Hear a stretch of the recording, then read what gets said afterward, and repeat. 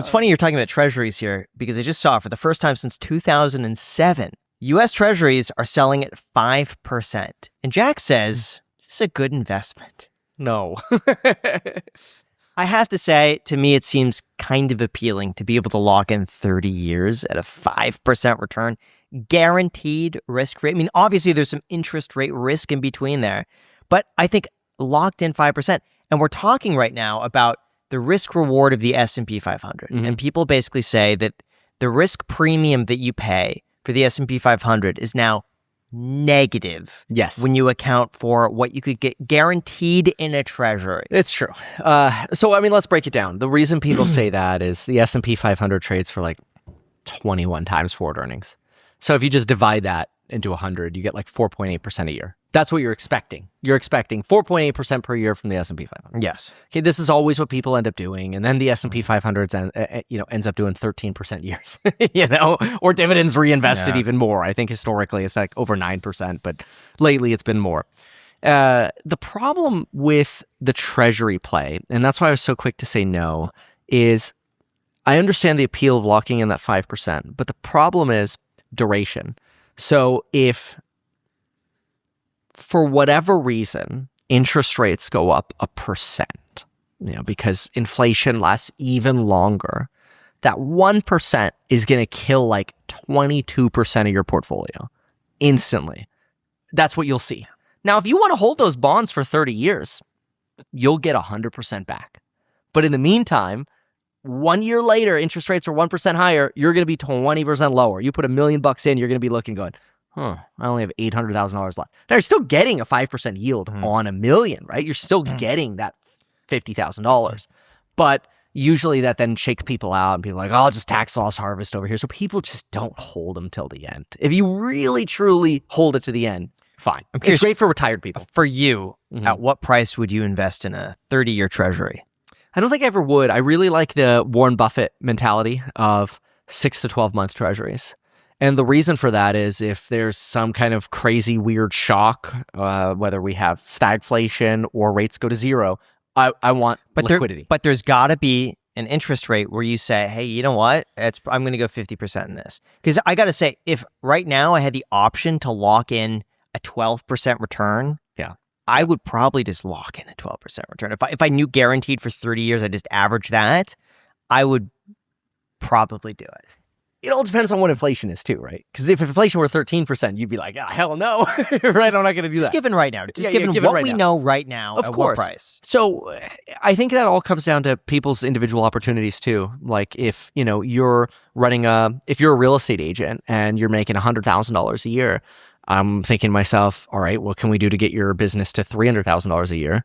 That boost of income is going to be so much larger on a percentage basis than worrying about that treasury bill, right? Like, what can we invest in? Let's get you some better open house signs or a nicer suit or whatever. It's not that expensive a business to run.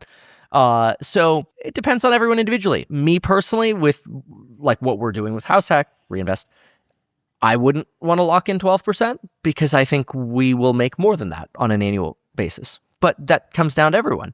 That's also going to take a lot of work. So, if I think we can make 25% compounded per year, I have to work my ass off to earn that, right?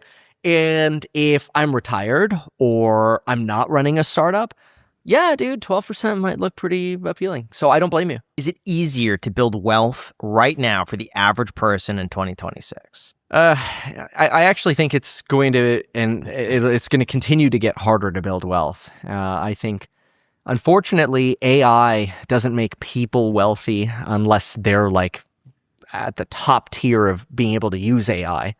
I don't think most people use AI to the best of their abilities. A lot of people still doubt AI. I think only 18% of companies, according to Goldman Sachs right now, are actually implementing AI inside their companies, which is insane. That's such a low level. But what'll longer term happen, I believe, is corporations will take almost all of the profit from AI. Corporations, whether it's logistics, shipping packages, customer service, your T-Mobile, your grocery store, whatever, stocking inventory, making products, everything, can almost all be automated with software over time and artificial intelligence. And guess who gets cut out? People. A lot. And I'm not saying there won't be other jobs or other opportunities, But the people who will make most of the profits will be the shareholders.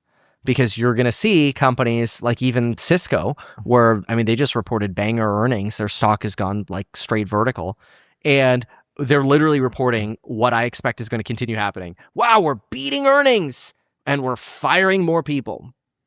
And it's a terrible transition because to me, it says it's harder for people to build wealth. It's kind of hard to build wealth if you can't qualify for a loan, or you got fired and now you got to take a different job and you got to go back to school or you know, go learn a new skill. That's hard. That takes years. So I think there's unfortunately this sort of like a lull that we're in right now where people are kind of screwed, and it's the corporations that are winning, and that's going to lead to a rise of more AOCs and more Mondomnis in New York. So if you were to give advice then for the average person out there, not what you would do, but you think would be the most productive at scale for someone to implement in their life to become wealthy in today's environment, what would it be? And then also, what would you specifically do? Because I'm sure what you would do would be different than the wide appeal advice that you would give. Let's say I was starting over, or somebody else is listening is like, how can I make a lot of money right now? I actually think the people who are going to make the most money are the people who are the best at implementing AI at things that are traditionally kind of boring. Insurance, bookkeeping, accounting. These are places that AI is going to dominate. And I'll tell you, I'll get on the phone with insurance brokers and I immediately know the people who are actually productively using AI, because these people get emails out fast, they get quotes out fast, they get policies out fast, and they know where the holes are because they're using AI. And I can tell they're using AI, but they're not using it in a way where they're copy and pasting everything. They're still using their brain, and they're like, okay, yeah, this is what this person needs. All right, let's fit this puzzle. That's where all the money's gonna be. 8 out of 10 people, I would argue, are the opposite. And they're like, oh, nah, man. AI, you know, this one time it hallucinated and it told me this. AI's stupid. Those are the people that are gonna go bankrupt.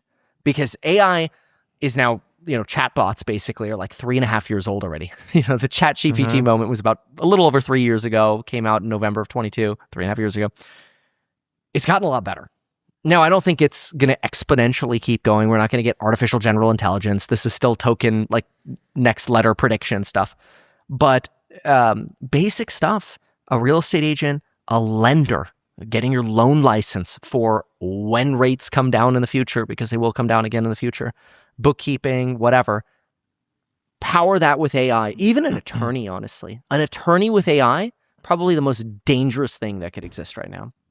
It's so funny you say that, because right before this podcast, we were talking about Grant Cardone. We asked him the same question. He said the exact same thing. Shut up. AI, yeah, No! he said the exact same thing. It's AI implement. Yeah. Yes. And AI implementation. He said you go to businesses that don't have 24/7 sales centers. And a lot of people will call after hours, but they can't get a hold of anyone. So what do? They call another business. Yep, exactly. If they want a solution, they want it right now. They want their AC fixed. You don't answer, they call someone else. Yeah. Exactly. So if you can get an AI call center that, I mean, realistically, if I call and it's an AI call center, as long as it's good, I don't care. Or text. If I get my exactly, You know, I don't even know if it's an AI. I just want my problem solved. text. He said you go to 10 businesses, completely revolutionize their business, take $8,000 from each business, you're making $1 million a year. First year doing. I mean, those numbers are very ambitious, but I think that this is like the lowest lift, most scalable thing that people could be doing right now to make a ton of money. Totally. I agree. That's scary. That clip got millions of views and people were Yeah, well, From a lot of Cardone? people in the tech Yes. world. What'd they say? We're on it. Yeah. What'd they say? They said it was unrealistic. You're never going to get 10 businesses. No one's going to pay Oh, yeah. $8,000. Well, but like if you're like an 18-year-old kid who knows nothing about AI, how are you going to like? And Grant sell the Cardone business responded, and he just said, "Have fun being poor." No, he Well, didn't, okay. but- That would be his reply. Yeah. Well, so the thing about Cardone is he's not really like somebody who's 18 doesn't have to make $1 million. They have to have a goal of making $1 million. Even if they make 200, they're freaking killing it, right? That's the mentality that Cardone's trying to push with his 10x, which is good. Like I that's one thing I won't bag on him for. I'm like, damn, if you try to go 10x, well, even if you 3x, that's better than what you were doing before, right? It's like shoot for the moon, and even if you miss, you're still around, whatever. We've all heard that crap before. But so he's not wrong with that.